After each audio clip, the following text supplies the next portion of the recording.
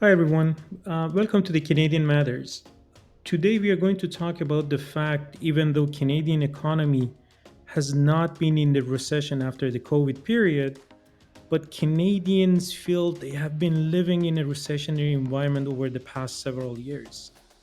A lot of people in Canada feel that the economy isn't working for them. I can't function anymore.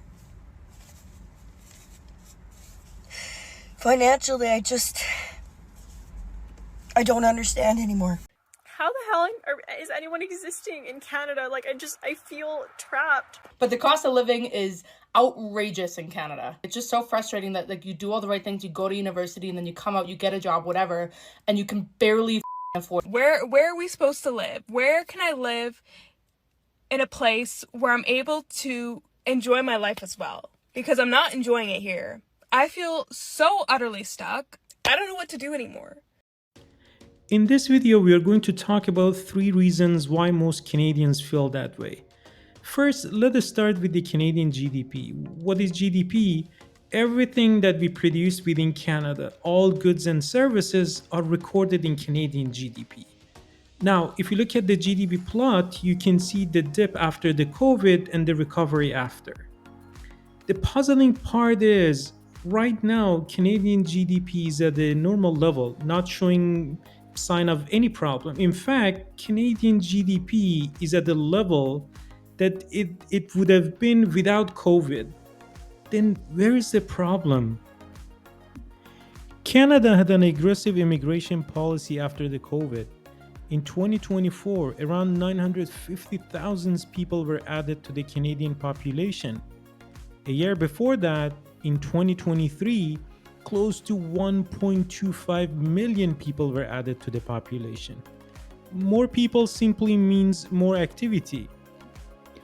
Think about those new immigrants. They go to the restaurants, coffee shops, they work, and they pay taxes.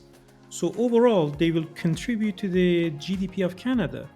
So the Canadian GDP could go up simply by adding more people to the population. As a matter of fact, immigration has been the growth engine of Canada after the COVID period. Now, let's see why GDP doesn't show any sign of problems. Assume GDP is a cake. Economic growth means cake is becoming bigger, and economic recession means the cake becoming smaller. The cake has been growing recently. Now each of us have a share of this cake. We produce all goods and services within Canada, and each of us will have a piece of that cake. But we have more people. Remember that GDP that was fine? Let's have our own individual share of that cake. Here's the first problem. When we divide the cake to the people, which is called GDP per person, things are not so good anymore. GDP per person right now around 58,600 in Canada is lower than 2019 levels, right before the pandemic. So, cake is bigger, but our individual pieces are smaller.